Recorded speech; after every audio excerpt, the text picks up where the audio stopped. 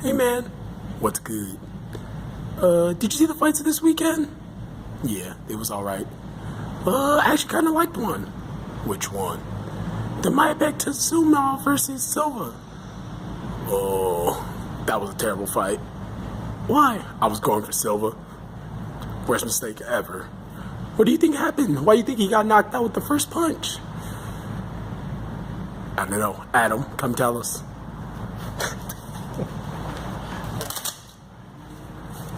Alright, here we are at A4 Fitness, CrossFit and Boxing in West LA. And today we're going to tell you guys why Silva got knocked out. Alright, and how Taisumov took advantage of some off-balance, bad movement, and kind of squaring up.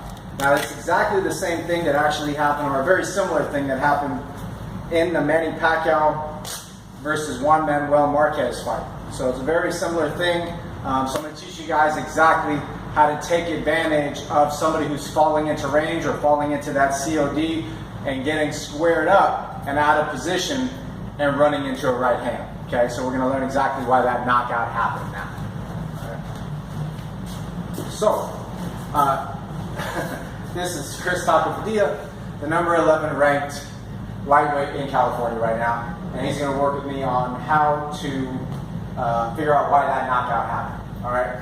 So what happened in that fight was Silva started reaching a little bit, and as he was reaching, Taisumov was properly sliding his feet to maintain range.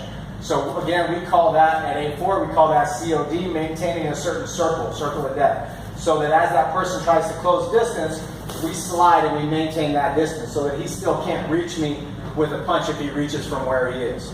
All right. So again, he's going to attack and I'm going to slide. Okay. I'm going to make sure that he doesn't get in a distance where he can reach me without taking another step. So if he steps and I step, I'm always going to be able to maintain distance. Again, he steps, I step. If he reaches, he can't reach me. Okay, unless he leans or if he takes another step forward. Okay, but in a standard punch, he's not going to be able to reach me from there. All right. Now, if he slides back, I'll slide with him. Okay, so I'm just maintaining a certain spacing. Now, in this fight, Taisumov did a great job of maintaining a slide until he decided to plant his back foot and punch. So, if you watch that fight in slow motion, what happened was he started to slide back as Silva slid forward. Silva kind of reached with the jab.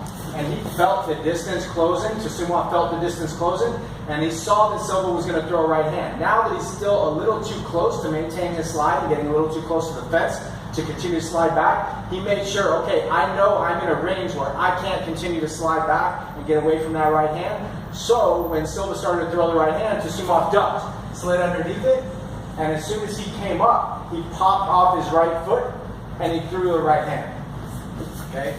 So he ducked underneath, he slid, maintained distance, then ducked, boom, and landed a right hand as Silva was falling in. You'll also see that Silva actually squared his feet. So if we move this way, make sure they can see our legs a little bit better. As he stepped forward and threw the right hand, his right foot came around. And as his right foot came around and got square, he left himself in a position where if a right hand lands, go ahead and square up, the right hand lands, he's going to get sat right on his ass. Okay? So that's exactly what happened. He slid, maintained distance, the right hand came, slipped underneath, popped off that back foot, square stance, and he was dropped. Just like that. In this case, he actually fell forward because he was out cold and he was leaning so much. Instead of getting dropped backwards, he was actually leaning forward so much from that square stance that he fell flat on his face. The same thing happened against Manny Pacquiao for Juan Manuel Marquez. Now, in this case, Pacquiao was in a southpaw stance. But a similar thing happened. Marquez had been sliding back. He got hit a couple times actually right before this shot landed. But he had been sliding back, careful to maintain spacing.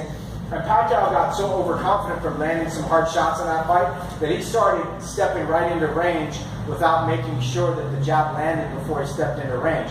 So what happened in that fight was Pacquiao pawed with his right hand, and he pawed with his right hand and stepped right into Marquez's range, really deep, without actually landing a punch or throwing a fully extended punch.